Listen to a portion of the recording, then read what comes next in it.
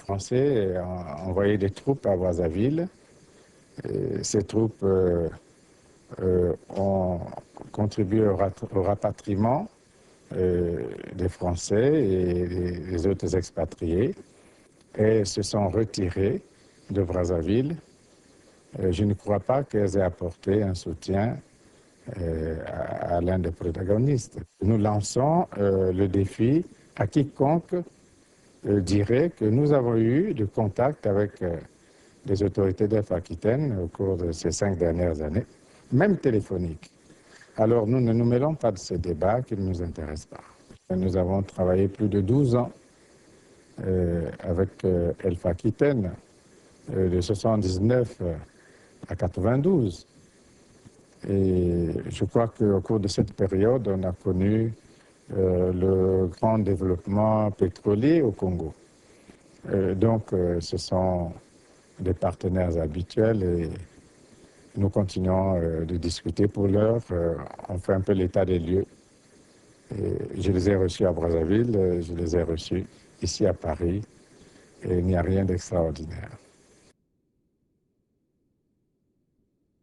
C'était le mois dernier, l'inauguration d'un monument à la gloire de l'armement français, et non loin de là, dans le même temps, au palais de justice, une instruction inhabituelle. Le Mirage 3 y a aussi sa place, aux côtés de fusils mitrailleurs, grenades et autres obus. Depuis le 23 octobre, des trafiquants hors normes sont entendus par le juge Gérard Canol. Tête pensante du réseau, un Belge, le discret Jacques Monsieur, organisait tout à partir d'ici, le domaine des Amourettes. Sans aucune licence de vente d'armes de guerre, l'homme se fournissait en Iran auprès de la Modelex, une société d'État. Destination des armes, dans un premier temps, la Croatie. Ce trafic de plusieurs dizaines de millions de dollars se déroule durant la période la plus tendue du conflit bosniaque, de 93 à 96. Or, tous les pays de l'ex-Yougoslavie, dont la Croatie, sont sous embargo. Pour le contourner, il utilise sur place les services d'un proche du président croate Franjo Tudjman, le général Vladimir Zagorec, numéro 2 du ministère de la Défense. Grâce à lui, les armes seront acheminées vers la Bosnie, également sous embargo. Difficile d'imaginer que les services de renseignement français n'aient rien su de ce réseau. Jacques Monsieur n'est pas un inconnu. Officier réserviste des unités blindées de l'OTAN, il a dans le passé mené des négociations secrètes avec les pays de l'Est. Les trafiquants, entendus par le juge, affirment d'ailleurs avoir travaillé jusqu'en Afrique pour les autorités françaises. La France, depuis 4 décennies, a mis en place tout un tas d'opérateurs, de trafiquants d'armes, de sociétés de mercenaires qui interviennent en Afrique tout en ayant leurs entrées jusqu'au sommet de l'État via, entre autres, les services secrets. Il y a une très grande proximité entre les responsables du pétrole, les responsables des ventes d'armes et les services secrets, ce qui fait que l'argent du pétrole sert presque immédiatement à acheter des armes. En Afrique, justement, Jacques Monsieur était conseiller économique du président congolais Sassou Nguesso, notamment pour les négociations pétrolières. Un pays stratégique pour la France et pour la société Elf. Les noms de personnalités de la compagnie pétrolière sont d'ailleurs apparus dans le dossier, une piste que les juges pourraient approfondir. Comme ça ne s'invente pas, avenue de la Paix. C'est ici que les combats ont été les plus violents. Pas une heure sans entendre un ou plusieurs obus. Tout le centre-ville est livré aux bandes armées. Des desperados pour la plupart, inspirés par des films de série B sortis des studios américains. Ils s'appellent Cobra, Ninja ou Zulu.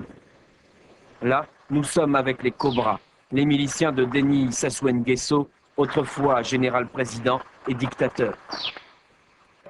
Les kalachnikovs et les lance-roquettes ont envahi les rues.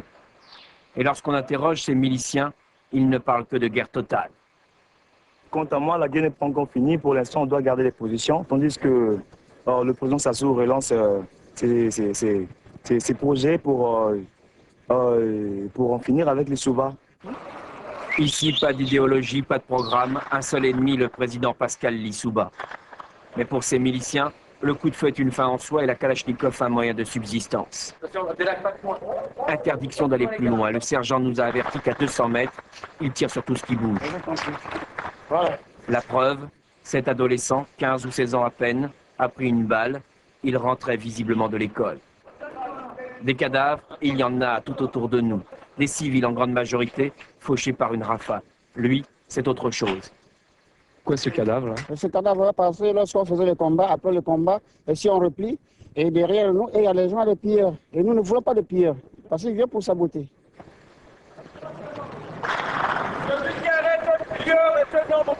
Et tous les pillards pris en flagrant délit sont exécutés, parfois les mains dans le dos. La mort pour l'exemple ne sert à rien, semble-t-il. Il y a 1 heure ou 2, un obus est tombé dans cette usine de congélation. Les pillards sont déjà à l'heure. Ils vont même s'arracher leur butin. Ça c'est le pillage, c'est quoi? Ça c'est pillage. Casser la maison de tous les cas. C'est casser la maison. Quoi? Ce jour-là, un nouveau cessez-le-feu était signé, le 3e en une semaine. Nous en profitons pour aller rencontrer l'ancien président, Denis Sassou Nguesso. Sa résidence est devenue un camp retranché. On nous interdit de filmer les pièces d'artillerie. On le fera, caméra cachée. Elles sont hors d'usage. Des blindés pris à l'ennemi sont également hors d'état de nuire. Seuls ces 2 ou 3 000 miliciens, ces cobras, entretiennent l'illusion d'une armée.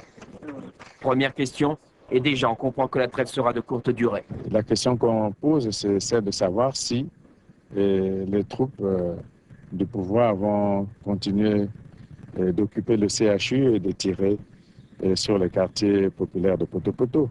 Il faut bien qu'elles sortent de là. Le CHU, le centre hospitalier de Brazzaville, a reçu ce soir-là un obus. Il est tombé dans le bloc opératoire. Nous chercherons vainement la trace des soldats gouvernementaux. Dans les étages, il n'y a pas non plus de Zoulous, ces miliciens qui soutiennent la guerre du président Pascal Lissouba. En revanche, il y a bien des malades, des cadavres et des blessés. Des médecins aussi désarmés, désemparés devant cette folie meurtrière. On attend les autorités. Qu'est-ce qu'ils vont nous dire? Est-ce qu'ils vont nous rassurer quelque chose de bien? Est-ce qu'on va continuer? Bon, pour moi, s'il n'y a pas d'assurance, je préfère aller à la recherche de ma famille. Est-ce que je vais les voir? Est-ce que je vais être surprise par une balle? Je ne sais pas. C'est difficile. Une balle perdue et une nouvelle victime.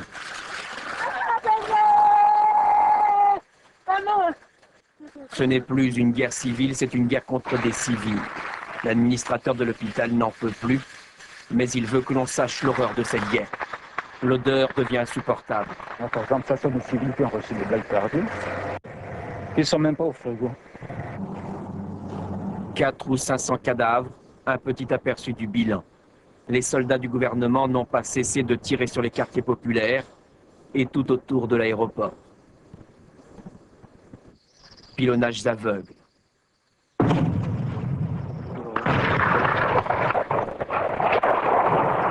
Profitant d'une accalmie, nous allons essayer de nous rendre dans l'un de ces quartiers populaires. Comme toujours, nous sommes escortés par la Légion étrangère. Mais là, impossible d'aller plus loin.